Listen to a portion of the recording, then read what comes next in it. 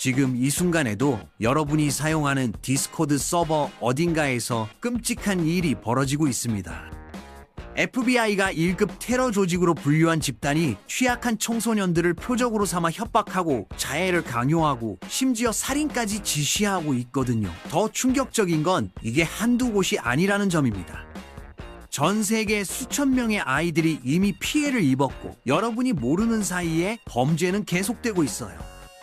평범한 SNS 플랫폼 뒤에 숨어서 조직화된 이들은 단순한 온라인 트롤이 아닙니다. 실제로 사람을 죽이고 테러를 계획하며 사회를 붕괴시키려는 극단주의 네트워크죠. 오늘은 FBI와 각국 정보기관조차 완전히 통제하지 못하는 가장 위험한 디지털 테러 조직들의 실체를 낱낱이 파헤쳐 보겠습니다.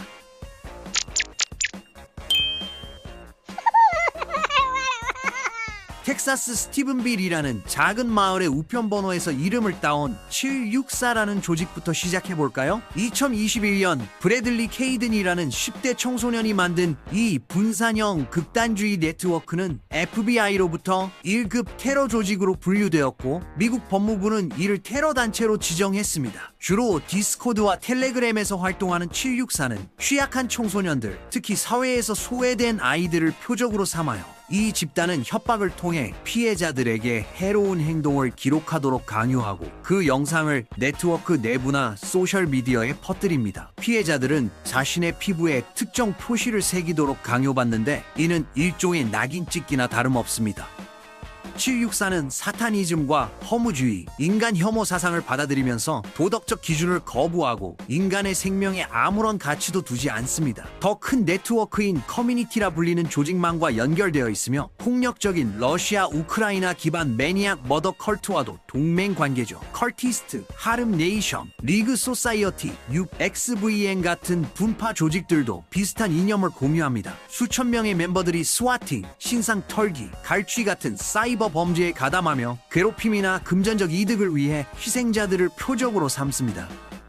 이런 범죄들은 네트워크 내에서 지위를 얻기 위해 저질러지기도 하고 순전히 피해를 입히고 사회의 혼란을 야기하려는 목적으로 행해지기도 해요. FBI 국장 캐시 파테는 이 집단을 매우 충격적이라고 표현했습니다. 이 조직과 관련된 체포가 최소 8개 국가에서 심각한 범죄 혐의로 이루어졌어요. 2025년 5월 기준으로 FBI는 248건의 활성 수사를 진행 중이며 전 세계적으로 수천 명의 어린이들이 피해를 입었을 것으로 추정하고 있습니다.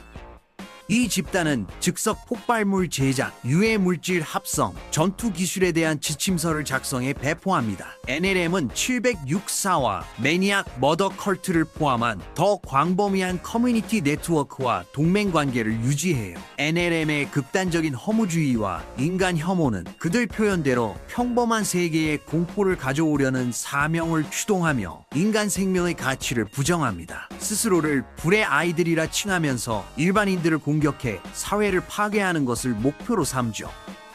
NLM은 텔레그램과 디스코드 같은 플랫폼에서 신규 멤버를 모집하고 위장술과 희생자 선택, 법 집행 회피에 대한 안내를 제공합니다. 2024년 10월 스웨덴 헤셀비에서 한 NLM 멤버가 3건의 칼부림을 포함한 8차례 공격을 라이브 스트리밍한 후 체포되었습니다. 전략적 대화 연구소는 NLM과 진짜 범죄 커뮤니티를 최소 9건의 학교 공격 계획과 연결시키고 있어요. 더 베이스는 2018년 설립된 네오나치 백인 우월주의 테러 조직으로 사회의 폭력적 붕괴를 통해 백인 민족 국가를 건설하려는 목적을 갖고 있습니다. 제임스 메이슨의 CG에서 영감을 받은 분산형 세포 구조로 운영되며 지도자 없는 저항과 다가올 인종전쟁을 촉진하죠. 핵심 신념은 테러 공격과 단독 범행자의 습격을 포함한 폭력을 통해 사회 붕괴를 가속화할 수 있다는 겁니다. 더 베이스는 엄격한 검증 절차를 통해 폭력을 저지를 의지가 있는 사람들을 모집하고 준군사 증오 캠프를 조직해서 훈련시킵니다. 네트워크의 분산형 모델은 침투로부터 작전을 보호하기 위해 설계되었지만 2020년 미국 집행기관이 여러 멤버를 체포하기도 했어요. 더 베이스는 주로 미국에서 활동하지만 캐나다와 호주, 남아프리카, 유럽에도 활성 세포들이 있습니다. 2025년 4월 더 베이스는 인프라 파괴와 우크라이나 관료 암살에 대한 금전적 보상을 제안한 것으로 알려졌습니다. 여러 국가에서 테러 조직으로 지정되어 있죠. 그린 브리게이드는 스웨덴에 기반을 둔 생태 극단주의 가속주의 집단으로 국제적 연결망을 가지고 있었는데 특히 네오나치 조직인 더 베이스와 관계가 있었습니다. 디스코드에서 시작해 텔레그램으로 이동했고 현재는 삭제된 에코파시스트 센트럴 채널을 운영했어요. 이 집단은 산업사회의 폭력적 붕괴를 촉진했으며 자연의 적이라고 여기는 대상들을 공격했습니다. 가장 유명한 행동은 스웨덴 밍크 농장에 대한 방화 공격으로 수백만 달러의 피해를 입혔죠. 이 집단의 두 멤버는 폭탄 테러와 판사 암살 계획으로 체포되었습니다. 그린 브리게이드는 2020년 초 해체된 것으로 알려졌지만 그들의 사상은 다른 에코파시스트 공간에서 계속 순환하고 있습니다. 매니악 머더 컬트, 줄여서 MMC는 2017년 러시아와 우크라이나에서 시작된 폭력적 가속주의 집단입니다. 우크라이나인 예고르 크라스노프가 창립했으며 심파시즘과 유신론적 사타니즘, 허무주의를 혼합하면서 인종 성전과 완전한 사회 붕괴를 촉진하죠. 엄격한 백인 우월주의는 아니고 혼란과 인간 혐오에 초점을 맞춥니다. MMC는 노숙자들에 대한 공격을 담은 충격적인 선전물로 알려져 있으며 검증되지 않은 52건 이상의 살인에 대한 책임을 주장합니다.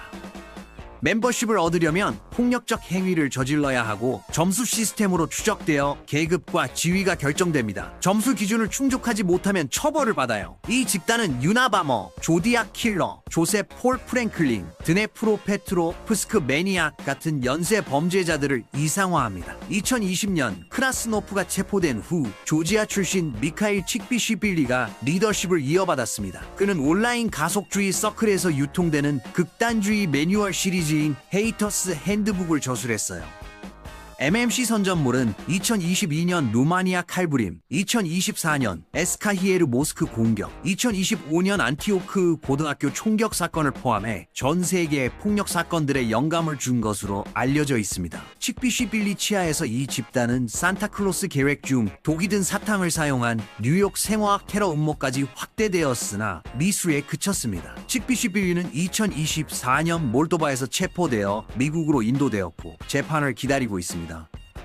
텔레그램은 전투적 가속주의를 촉진하는 심파시스트 텔레그램 채널들의 분산형 네트워크입니다. 선전물과 표적 목록, 증오 범죄와 대량 살상 공격, 인프라 공격에 대한 단계별 가이드를 공유하는 허브 역할을 하죠. 아톰바팽과 더 베이스 같은 집단들의 소통 플랫폼으로도 기능합니다. 현재는 사라진 아이언마치 포럼의 이념에 뿌리를 두고 있으며 텔레그램은 사회를 불안정하게 만들 지도자 없는 테러 세포들을 옹호합니다. 성인 문화도 추진하는데 대량 살인자들을 순교자로 찬양하죠. 이 네트워크는 여러 실제 공격과 연결되어 있으며 미국과 영국, 호주에서 테러 조직으로 지정되었습니다. 2021년에는 텔레그램과 연결된 테러 지지 채널 205개 이상이 폭로되었고 많은 채널에 폭탄 제조와 무기 매뉴얼이 포함되어 있었어요. 오더 오브 나인 앵글스는 범죄 행위와 제도 침투를 통해 폭력적 가속주의를 촉진하는 네오 나치 사타니즘 테러 네트워크입니다. 1960년대 영국에서 설립된 오구에이는 나치 독일을 사타니즘 의지의 구현으로 찬양하며 서구의 종교 및 도덕 체계의 파괴를 요구하죠. 이 집단은 새로운 아리안 제국, 즉 사회 다윈주의와 파시즘, 의례화된 폭력에 기반해 궁극적으로 은하계를 식민화할 군사화된 사회의 창조를 옹호합니다. 조직 내 승진에는 폭행과 살인, 의례적 인간 희생을 포함한 실제 세계 폭력이 수반됩니다. 윤리적 규범은 완전히 거부되며 멤버들은 사회적 조건화를 깨기 위해 범죄 행위를 통한 위반을 지시받아요. 이 집단은 넥시온이라 불리는 분산형 세포로 운영되며 전 세계에 존재합니다. 멤버들은 군대나 교회 같은 기관에 침투해서 내부로부터 부패시키도록 권장받죠. 오구에이는 테러리즘과 살인을 포함해 전 세계적으로 수많은 범죄와 연결되어 있습니다. 아톰바펜 디비전, 내셔널 액션, 764 같은 다른 극단주의 집단들과도 관련이 있어요. 두 개의 주요 분파가 오구에이의 영향력을 확장했습니다. 사타닉 프론트는 폭력에 초점을 맞춘 분열 집단으로 오구에이의 복잡한 신비주의 대부분을 제거했습니다. 육체적 지배와 백인 남성 정체성, 어둠의 신 숭배를 촉진하면서 의식과 테러리즘을 융합하죠. 주로 라틴 아메리카와 미국에서 활동합니다. 그리고 템플 오브 블러드가 있습니다. 미국 기반 분파로 9A 중 가장 극단적인 것으로 여겨지죠. 아이언 게이츠 같은 텍스트로 알려져 있으며 사타니즘을 대량 학살 환상 및 종말론적 주제와 혼합해서 집단의 폭력적 밀교 가속주의를 더욱 밀어붙입니다. 아톰바펜 디비전은 2015년 브랜든 러셀이 미국에서 설립한 네오나치 테러 집단으로 나중에 영국과 캐나다, 독일, 브라질, 아르헨티나로 확대되었습니다. 백인 우월주의 이념과 가속주의를 결합해서 정부를 붕괴시키고 백인 민족 국가를 수립하기 위한 게릴라전을 추진했죠. 지도자 없는 저항과 외로운 늑대 테러리즘을 촉진했습니다. 아톰바펜은 아돌프 히틀러와 오사마 빈 라덴 같은 인물들을 이상화하고 대량 폭력을 찬양했으며 인종적 소수자와 유대인, LGBTQ 사람들, 미국 기관들에 대한 공격을 촉진했습니다. 멤버들은 미국 국기와 헌법을 불태우면서 북한과 우간다를 인종적 순수성과 자립의 모델로 찬양했어요. 미국에서 최소 8건의 살인과 연결되어 있으며 폭탄 음모와 폭행, 전력망 및 핵시설을 표적으로 한 사보타주 계획에 연루되었습니다. 아톰바펜은 해리 왕자 암살 계획으로 알려진 영국의 송크릭 디비전, 발트 지역의 포이어 크릭 디비전 같은 국제 분파들을 두었습니다. AWD가 2020년 해체를 선언했지만 내셔널 소셜리스트 오더로 브랜드를 바꾸고 오더 오브 나인 앵글스 같은 집단들과 관계를 유지했습니다. 여러 국가에서 테러 조직으로 금지되어 있어요. 다크 일라이트먼트는 신반동주의 NRX 운동으로도 알려져 있으며 반민주주의적이고 반평등주의적인 정치 철학입니다. 미국 소프트웨어 엔지니어 커티스 야윈이 설립했고 영국 철학자 닉 랜드가 핵심 이념 개발에 기여했죠. 자유민주주의를 거부하고 권위주의적, 기술관료적 또는 군주제 시스템을 선호하며 사회 붕괴를 포스트 휴먼 엘리트가 지배하는 미래를 건설할 기회로 봅니다. 지지자들은 스스로를 철학적 마스터로 여깁니다. 야윈은 CEO나 AI가 주권자로 행동하는 기업처럼 통치되는 첨단 기술 도시 국가를 구상하죠. 여기에는 지속적인 감시와 유전자 프로파일링, 이동에 대한 엄격한 통제가 포함됩니다. 랜드는 더 급진적인 각도를 취해서 자본주의와 기술을 현재 시스템의 붕괴를 가속화하는 파괴적 힘으로 촉진하며 민주주의와 평등주의를 포함해 이를 늦추는 모든 것에 반대합니다. 그는 오더 오브 나인 앵글스의 자료를 읽을 것을 권장하기도 해요.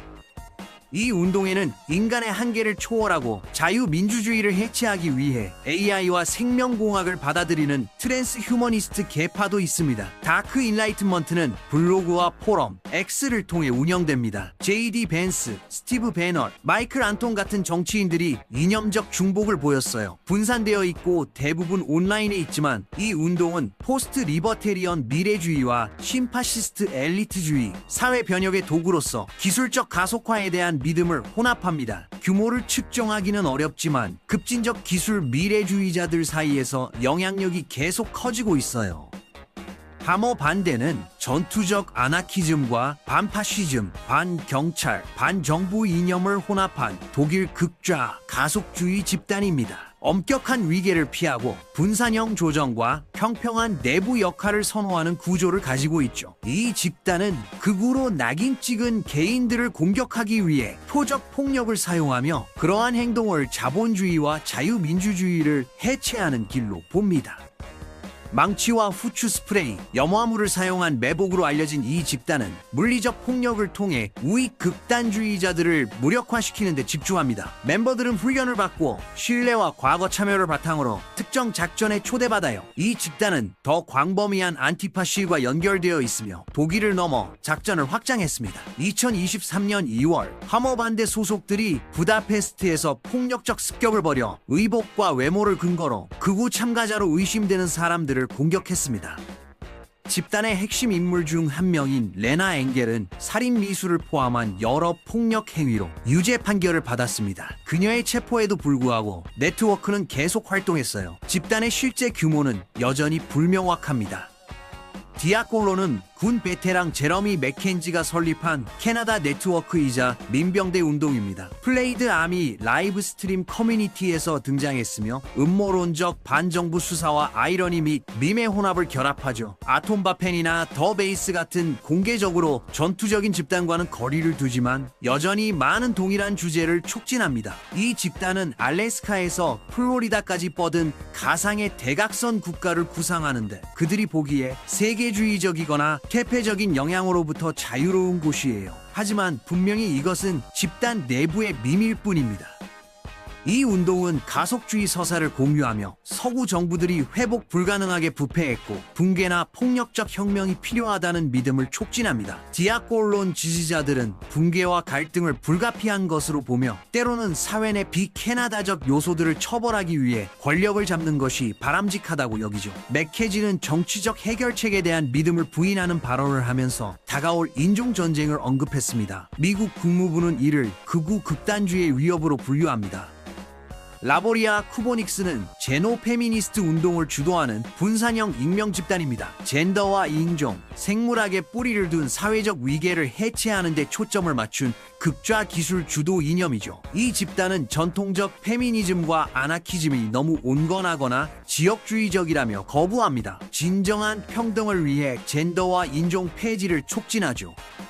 이 운동은 자본주의와 가족 단위, 자연 자체를 불평등의 원천으로 표적 삼으며 기술을 기존 통제 시스템을 파괴할 도구로 포지셔닝합니다. 라보리아 쿠보닉스는 생명공학과 디지털 시스템 같은 과학과 기술을 사용해서 불공정한 권력 역학을 제거하고 사회적 규범이 아닌 개인적 필요에 따라 인간 정체성을 재구성할 것을 요구해요. 제로 스테이트는 2011년 영국에서 에이단 트위먼이 설립한 트랜스휴머니스트 운동입니다. 미래지향적 정치 목표를 실패하는 글로벌 시스템에 대한 대안으로 분산형 기술 기반 마이크로 국가를 창조하려는 비전과 혼합하죠. 트위먼은 나중에 영국 트랜스휴머니스트 당을 공동 창립해서 정치적 야망을 드러냈습니다. 제로 스테이트는 포스트 휴먼 미래를 향한 길로서 AI와 블록체인, 가상 커뮤니티를 통한 급속한 기술 진보를 촉진합니다. 가속주의 철학, 특히 닉 랜드의 초기 작업에서 영감을 받아 파괴를 특이점과 같은 변혁을 향한 단계로 보죠. 전투적 가속주의 집단들과 달리 제로 스테이트는 폭력을 옹호하지 않으며 전통적 시스템을 파괴하기보다는 능가하려고 합니다.